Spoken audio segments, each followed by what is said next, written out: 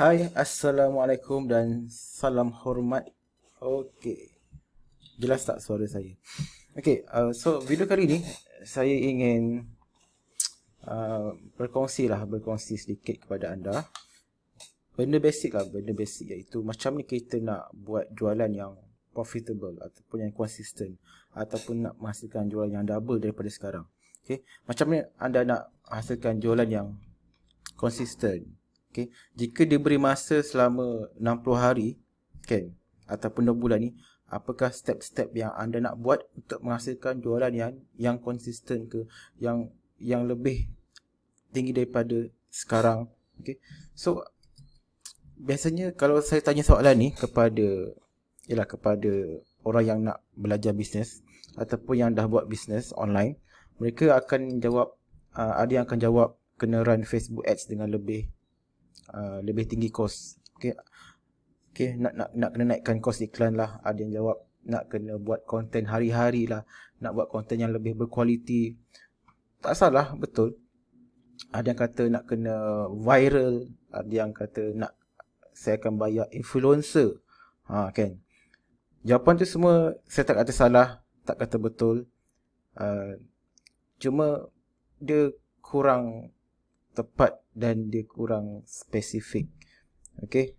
So jawapan yang sebenarnya ialah, yang paling tepat sekali ialah dengan menjual pada pelanggan yang sama. Okey, membuat jualan berulang kali pada orang yang sama. Okey, kalau hari ni sales anda 5,000 katalah dengan 100 pelanggan misalnya, untuk bulan depan anda kena dapatkan 100 pelanggan yang sebelum ni membeli dengan anda, tetapi ada tambahan lagi pelanggan baru. Okay, so benda ni sangat berkait rapat dengan database lah. Of course anda kena follow up database, kena rajin follow up database. Okay, yang kedua ialah dengan adanya funnel ataupun proses jualan yang betul. Okay, yang betul lah. Alright, so saya bagi simple lah, saya tunjukkan funnel yang simple untuk anda tahu step by step. Okay, terutama newbie yang belum menghasilkan jualan yang konsisten, okay, yang mungkin tak buat sebarang jualan lagi sampai sekarang. Okay, sebab kita semua tahu orang yang berjaya buat jualan sekarang ni adalah daripada proses yang rumit sebenarnya. Ada yang nak kena tunggu sebulan lebih nak bagi tunggu pixel tu matang lah. Ada yang nak kena buat konten yang berkualiti lah baru dapat start buat sale. Ada yang kena tunggu followers yang ramai baru start buat sale. So benda-benda macam tu sebahagian proses yang kena hadap dahulu sebelum adanya proses sebelum adanya jualan yang konsisten. Macam saya fokus pada konten dan juga database. Orang lain ada yang fokus dengan Facebook Ads dia, dengan split test dia punya iklan, dia punya pixel lah. Ada itu orang lain lah. Okay, ada juga yang banyak menggunakan konten video, contohnya macam YouTubers kan. Untuk sebulan pertama, bulan kedua dia tak boleh buat sebarang sale lagi sebab subscriber pun tak banyak, video pun tak banyak. Tapi dia keep on buat sampai satu masa tu, maybe lepas 6 bulan ke macam tu, dia dah start boleh buat sale melalui channel dia sebab database dah ramai, subscriber dah ramai. Okay, tapi ini untuk yang nak start lah, yang baru nak start, yang belum ada sebarang, kira start from zero lah. Apa yang patut anda kena buat untuk ada jualan yang profitable, jualan yang konsisten. Okay, so step yang pertama, kalau anda nak kena catat, sila catat ya. Okay, step yang pertama ialah anda kena kenal pasti apakah masalah utama ataupun masalah yang spesifik yang anda jumpa dan anda boleh selesaikan. Okay, cuba kena kenal pasti apakah masalah yang anda boleh selesaikan. Okay, kalau dah jumpa, kena fikir, masalah ni aku boleh selesaikan dengan cara apa? Adakah aku kena buat ebook? Adakah aku kena jual produk? Adakah aku kena buat servis? So benda tu anda kena decide. Okay, itu step yang pertama. Step yang kedua, adakah masalah tersebut orang sanggup bayar untuk selesaikan? Okay, jika anda jumpa masalah tu kan, let's say anda boleh bantu, adakah dengan membantu mereka sanggup bayar anda? Mereka sanggup keluarkan duit untuk selesaikan masalah tersebut. Okay, so itu step yang kedua. Kena kenal pasti. Proses kena kenal pasti. Ramai orang benda ni dia tak buat. Dia main redah je. Tahu-tahu dah habis masa, dah habis duit. Rupanya dia baru tahu yang benda tu orang tak sanggup nak keluar duit pun. Okay, itu step yang kedua. Step yang ketiga, macam mana anda nak reach mereka? Macam mana anda nak capai mereka? Adakah anda nak menggunakan Facebook, adakah anda nak menggunakan Google? So anda kena tahu juga mereka berada di mana. Okay, kalau mereka let's say lah masalah tersebut dihadapi oleh orang-orang yang berumur sekitar 30 ke 40-an, okay, mereka berada di mana? Adakah mereka berada di TikTok? Adakah mereka berada di Facebook? So anda kena decide. So kalau anda dah tahu, oh mostly ni ada dalam ada di Facebook. So focus on social media, which is Facebook.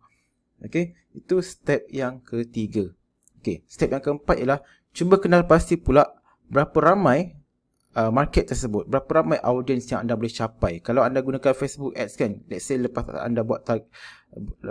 anda set target, interest semua tu, anda boleh nampak dah potential orang yang ada masalah tersebut, potential customer yang anda boleh dapat berapa ramai. Kan, kalau let's say lah 1,000 ke 2,000 ke atau less than 10,000 tak berbaloi. Okay, so kalau market tu besar, barulah berbaloi untuk anda teruskan. Sebab tu kalau dekat Malaysia ni ramai yang kaya-kaya, mostly founder produk kecantikan, produk kesihatan. Sebab tu memang market yang sangat besar. Cuma bila market besar ni, orang yang baru nak start tu dia problem sebab persaingan terlalu banyak.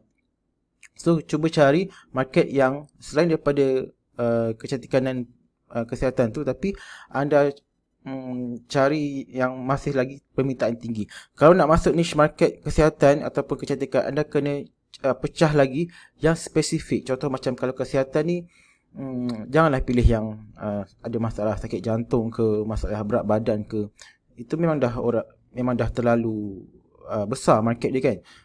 Maybe dari segi macam masalah hidung tersumbat ke, atau masalah sakit belakang ke kan. Itu antara niche-niche yang masih besar, tapi tidak, orang kata persaingan masih tak terlalu banyak. Okay, so kena tahu, kenal pasti. Step yang kelima, ni yang kelima ni, macam mana anda nak reach, macam mana anda nak komunikasi dengan mereka. Adakah anda menggunakan website, adakah anda nak gunakan WhatsApp, menggunakan telefon, calling, adakah menggunakan Facebook Messenger. Itu pun anda kena kenal pasti apakah platform yang bagus untuk jual. Okay, sebab sekarang ni kan ramai orang gunakan e-commerce, which is sangat bagus, tapi tak semua produk sesuai untuk e-commerce. Okay, ada produk yang dia punya audience masih selesa menggunakan WhatsApp. Kalau anda bagi borang tempahan, mereka tak reti nak order. Okay, macam golongan yang atas 40-an kan, mereka masih lagi selesa kalau nak guna WhatsApp ke SMS ke. So benda tu anda kena kenal pasti dahulu. Okay, sebab apa? Sebab rugi kalau anda fokus on satu kaedah cara nak jual, tapi sedangkan mereka masih suka kaedah lain kan. So anda dah rugi banyak kat situ. Okay, so apa lagi? Step yang keenam, ni yang paling penting. Adakah offer yang anda tawarkan ataupun solution yang anda tawarkan tu cukup gempak ataupun cukup berbaloi kan? Even kalau anda jual produk orang lain pun kan, mesti anda akan letak something untuk naikkan value dia, walaupun affiliate sekalipun. Sebab tu panduan yang saya sebelum ni kan, saya bagi tahu bagi bonus supaya orang nampak lebih berbaloi kan. Kalau kita tak bagi semua tu, kita tak naikkan value kita punya tawaran, kenapa dia perlu pilih kita, kenapa tak perlu pilih orang lain, macam tu. Okay, step yang step yang ke-7. Okay, step yang ke-7 ni kena mula buat test. Okay, kena buat test. Test ni semua kan anda dah kenal pasti, so dah start kena take action lah, kena test. Cuma peringkat testing ni, anda tak boleh lah harap benda ni akan jadi terus. Okay, so bila dah kaji, Bila dah kaji, anda kena test. Bila benda tu menghasilkan pulangan seperti yang anda target sebelum ni, okay, maka anda baru boleh nak scale up. Masa itulah baru anda buat step yang terakhir, iaitu run Facebook ads ke, Google ads ke, run, barulah anda nak bayar influencer ke. Okay, anda dah tahu sebab anda dah kenal pasti, dah kaji semua, baru anda boleh scale up dengan lebih besar lah. Okay, so dan step yang terakhir, of course lah, kalau dah step terakhir tu anda kena buat orang Mak Saleh kata, kena kaji balik. Okay, kaji data, baca data, dapatkan data. Dari situ anda boleh kaji balik apakah yang perlu ditambah, apakah benda yang perlu diubah. Tu step terakhir tu saya rasa anda dah tahulah kot kan, nak tahu apa lagi yang boleh offer. Okay, tu antara benda-benda basic sebenarnya yang anda kena tahu sebelum nak menghasilkan jualan yang profitable. Okay, kalau anda just ikut je orang lain jual ni, anda ikut jual tu, orang lain buat ni, buat tu, so benda tu dia akan tak berpanjangan lah.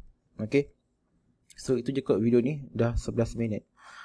Okay, so sedikit sebanyak saya harap video ni bermanfaat, sebab kita lagi sebulan nak masuk tahun 2021. Dan saya jamin tahun hadapan persaingan akan lebih banyak, sebab ramai orang dah start berniaga. Ada yang sebelum ni tak pernah berniaga, dia dah start buat niaga. Dan zaman orang yang terdesak sekarang ni kan, ada yang kena buang kerja, diorang punya semangat lain macam tau. Okay, mereka yang tak pernah, jangan terkejut, anda yang dah lama berniaga pun akan dikalahkan oleh orang-orang yang baru nak start niaga, sebab mereka dah mereka dah betul-betul push the limits kan. Sebab ada orang yang dah income, dah income 20,000 contoh, ataupun income 10,000 dengan pekerjaan sebelum ni kan. Lepas tu mereka kena berhenti, lepas tu diorang start buat bisnes, diorang akan buat betul-betul lah.